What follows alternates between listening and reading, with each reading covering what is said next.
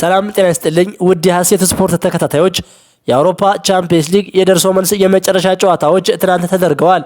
እንዲሁም የ31ኛ ሳምንት የእንግሊዝ ፕሪሚየር ሊግ ከነገ ጀምሮ ሲደረጉ የካራባኦ ካፕ የፍጻሜ ጨዋታ እሁድ ይደረጋል። እነዚህንና የዝውውር ዜናዎችን ጨምሮ አጫጭር ስፖርታዊ መረጃዎችን ይዤ ቀርቤያለሁ። በስፋት የማስደመጣችሁ ይሆናል። መልካሙን ሁሉ ለእናንተ እንመኛለን።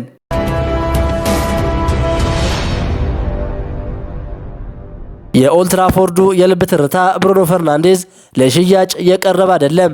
የክረምቱ የተጫዋቾች የዝውውር መስኮት ሊከፈት ጥቂት ወራት ቢቀሩትም በማንቸስተር ዩናይትድ ቤት ትልቅ ውሳኔ ተላልፏል። ክለቡ የቡርኖ አምፐልና ቁልፍ ተጫዋች የሆነውን ፖርቹጋላዊውን ብሩኖ ፈርናንዴዝን በየትኛውም ዋጋ ላለመልቀቅና በኦልድ ትራፎርድ ለማቆየት መወሰኑ ተሰምቷል። ብሩኖ ፈርናንዴዝ በሜዳ ላይ ካለው የፈጠራ ችሎታ በተጨማሪ በክለቡ ውስጥ ካሉ ተጫዋቾች ሁሉ ከፍተኛ የመሪነት ብቃት ያለውና የቡድኑን ደረጃ ከፍ የሚያደርግ ተጫዋች ነው። በዚህ የውድድር ዘመን ብቻ 16 የጎል አጋጣሚዎችን አመቻችቶ ያቀበለ ሲሆን በአንድ የፕሪሚየር ሊግ የውድድር ዘመን በቴሪ ኦነሪና በኬቨን ደብሮይን ተይዞ የነበረውን ከፍተኛ የጎል አመቻችነት ክብረ ወሰን ለመስበር ተቃርቧል። ምንም እንኳን ዩናይትድ ተጫዋቹን ማቆየት ቢፈልግም በውሉ ላይ የተካተተው 57 ሚሊዮን ፓውንድ የውል ማፍረሻ ስጋት ፈጥሯል። ይህ ውል ማፍረሻ የሚተገበረው ከእንግሊዝ ውጪ ላሉ ክለቦች ሲሆን እንደ ሳውዲ አረቢያ ያሉ ባለሀብት ክለቦችና የአውሮፓ ታላላቅ ቡድኖች ይህንን አጋጣሚ ተጠቅመው ተጫዋቹን ለማስፈረም ሁኔታዎችን በጥብቅ እየተከታተሉ ይገኛሉ። እንደ ዴይሊ ሜል ዘገባ ተጫዋቹ እስካሁን ምንም አይነት ግልጽ ውሳኔ አልሰጠም። ብሩኖ የወደፊት ቆይታውን የሚወስነው በውድድር ዘመኑ መጨረሻ ሲሆን የክለቡን ስፖርታዊ ጉዞና ግላዊ ሁኔታዎችን ካመዛዘነ በኋላ ውሳኔውን እንደሚያሳውቅ ይጠበቃል።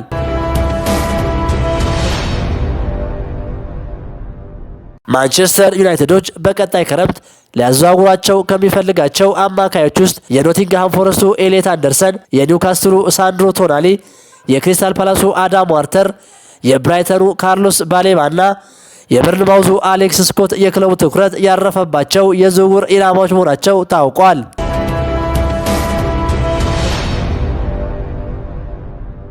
የሻምፒየንስ ሊግ ተሳትፎን ተከትሎ በማንቸስተር ዩናይትድ የአማካይ ክፍል ትልቅ አብዮታዊ ለውጥ ይኖረዋል። በኦማር ቤርዳና ጄሰን ዊልኮክስ የሚመራው የዩናይትድ የዝውውር ቡድን የክለቡን የተጫዋቾች የዕድሜ ስብጥር ለማመጣጠንና ወደ ቻምፒየንስ ሊግ ለመመለስ የሚያስችል ጠንካራ ስብስብ ለመገንባት አቅዷል። በተጨማሪም ክለቡ አዲስ የግራና የመሃል ተከላካይ እንዲሁም ተጠባባቂ ግብ ጠባቂ ለማስፈረም ኢላማ ማድረጉ ተጠቁሟል። በሉክ ሾውና ማላሲያ ተደጋጋሚ ጉዳት ምክንያት ሲታመስ የቆየው የዩናይትድ የግራ መስመር ተከላካይ ክፍል አሁን ላይ በአንድ አስገራሚ ተጫዋች ለመተካት ንግግሮች ተጀምረዋል። ቀያይ ሰይጣኖቹ አይናቸውን የጣሉበት ይህ ተጫዋች በጀርመን ቡንደስሊጋ አስደናቂ ብቃቱን እያሳየ የሚገኝ ሲሆን በዘንድሮ የውድድር ዘመን ብቻ ለክለቡ 8 የጎል ተሳትፎችን ማድረግ ችሏል። ዩናይትድ የአርቢ ላይፕዚጉን የግራ መስመር ተከላካይ ዴቪድ ራውምን በክረምቱ የዝውውር መስኮት ለማስፈረም ከፍተኛ ፍላጎት እንዳለው የሚጠቁሙ ዘገባዎች ወጥተዋል። ዩናይትድ የተከላካይ ክፍሉን ለማጠናከር ለ27 ዓመቱ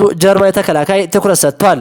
ዴቪድ ራውም በዘንድሮው የ2025-26 የውድድር ዘመን በቡንደስሊጋው 24 ጨዋታዎችን አድርጎ 3 ግቦችን ማስቆጠር የቻለ ሲሆን 5 ኳሶችን ደግሞ ለጎል የሚሆኑ አመቻቾ በማቀበል ለሊፕዚግ ጥሩ አስተዋጽኦ እያበረከተ ይገኛል። ተጫዋቹ ካለፈው ነሐሴ ወር ጀምሮ የሊፕዚግ ዋና አምበል ሆኖ ቡድኑን እየመራ ይገኛል። በሜዳ ላይ ያለው መሪነትና በማጥቃት ረገድ ያለው ብቃት ለዩናይትድ ተመራጭ አማራጭ እንዲሆን አድርጎታል። ዩናይትድ ራውምን ማስፈረም በክለቡ የዝውውር እቅድ ውስጥ ቅድሚያ የሚሰጠው ተግባር ሆኗል። ራውም እንደ መደበኛ የግራ ተከላካይ ብቻ ሳይሆን እንደ ክንፍ ተከላካይ ሆኖ ለመጫወት የሚያስችል ብቃት ያለው መሆኑ በተለያዩ ክለቦች እንዲፈለግ ምክንያት ሆኗል። ሊፕዚግ ለተጫዋቹ ዝውውር ከ30 እስከ 40 ሚሊዮን ፓውንድ ሊጠይቅ እንደሚችል የሚገመት ሲሆን ዩናይትድ ግን ክራውምን በተጨማሪ እንደ አልፎንሶ ዴቪስ ያሉ ተጫዋቾችንም በአማራጭነት እየተከታተለ ይገኛል። ይሁን እንጂ ዩናይትድ የራውምን የዝውውር ሁኔታ ለማፋጠን ከሊፕዚግ ጋር የመጀመሪያ ደረጃ ንግግሮችን ሊጀምር እንደሚችል ይጠበቃል።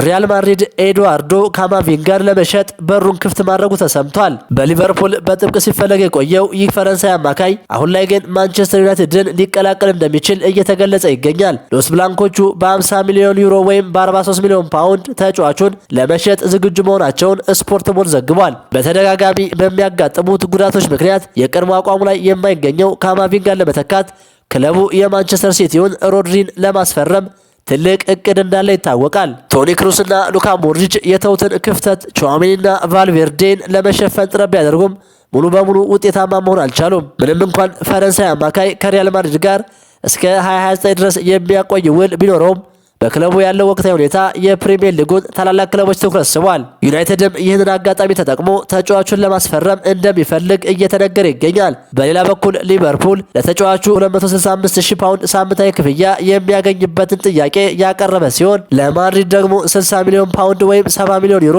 የዝውውር ሂሳብ ማቅረቡ ተገልጿል። በላሊጋው በ125 ጨዋታዎች 4 ጎሎችን አስቆጥሮ 6 ኳሶችን አመቻችቶ ማቀበል ችሏል። በአጠቃላይ በነጩ ማሊያ በ196 ጨዋታዎች 6 ጎሎች እና 10 ለጎል የሚሆኑ ኳሶችን አበርክቷል። ይህ ዝቅተኛ ዋጋ በክረምቱ ኮንትራቱ የሚጠናቀቀውን ካሴሜሮን ለመተካት ለሚጥሩት ለአሰልጣኝ ማይክል ካሪክ ትልቅ እድል ፈጥሯል። ይሁን እንጂ ዩናይትድ እንደ ሊቨርፑል፣ አርሰናል እና ማንቸስተር ሲቲ ካሉ የሊጉ ተቀናቃኞች ጠንካራ ፉክክር ሊገጥመው ይችላል።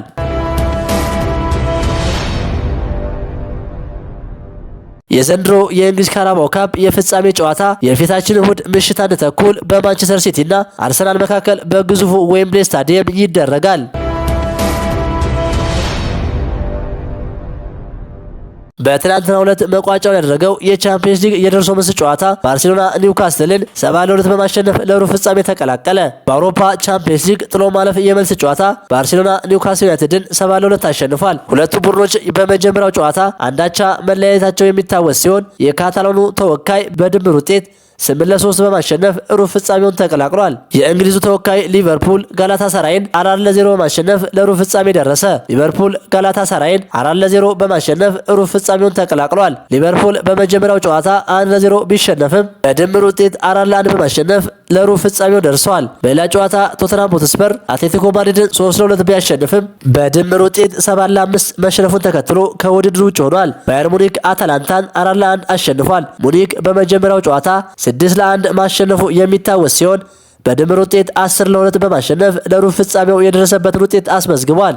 ወደ ሩብ ፍጻሜው ማለፍ የቻሉት የእንግሊዝ ክለቦች አርሰናልና ሊቨርፑል ብቻ ሲሆኑ ማንቸስተር ሲቲ፣ ቼልሲ፣ ኒውካስልና ቶተንሃም በከባድ ሽንፈት ከውድድሩ ተሰናብተዋል። ከአንድ ሀገር የመጡ 4 ክለቦች በዚህ ደረጃ ሲሰናበቱ በታሪክ ለመጀመሪያ ጊዜ ሲሆን አራቱ ቡድኖች በድምሩ 28 ግቦችን አስተናግደዋል። ማንቸስተር ሲቲ በሪያል ማድሪድ 5-1፣ ቼልሲ በፒኤስጂ 8-2፣ ኒውካስል በባርሴሎና 8-3 እንዲሁም ቶተንሃም በአትሌቲኮ 7-5 በሆነ አጠቃላይ ውጤት ተሸንፈው ወጥተዋል። የጥሎ ማለፍ ጨዋታዎች መጠናቀቃቸውን ተከትሎ የቻምፒየንስ ሊግ የሩብ ፍጻሜ ተፋላሚዎች ተለይተዋል። በዚህ መሰረት አርሰናል ከስፖርቲንግ ሊዝበን፣ ባየር ሙኒክ ከሪያል ማድሪድ፣ ባርሴሎና ከአትሌቲኮ ማድሪድ፣ ሊቨርፑል ከፒኤስጂ ተደልድለዋል።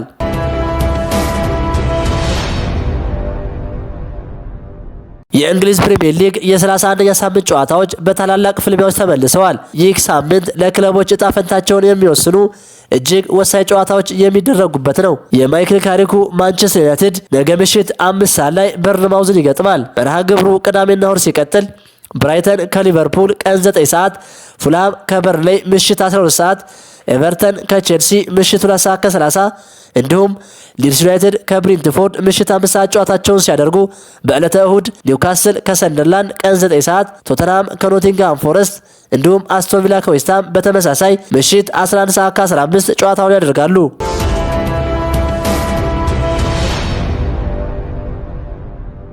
ክቡራን የሐሴት ስፖርት አድማጮች የዛሬው የስፖርት መረጃችን ይህንን ይመስል ነበር። ሐሳባችሁን በኮሜንት አጋሩኝ። ለሌሎች ስፖርት ወዳጆች እንዲደርስ ሼር አድርጉት። ቸር ተመኘን።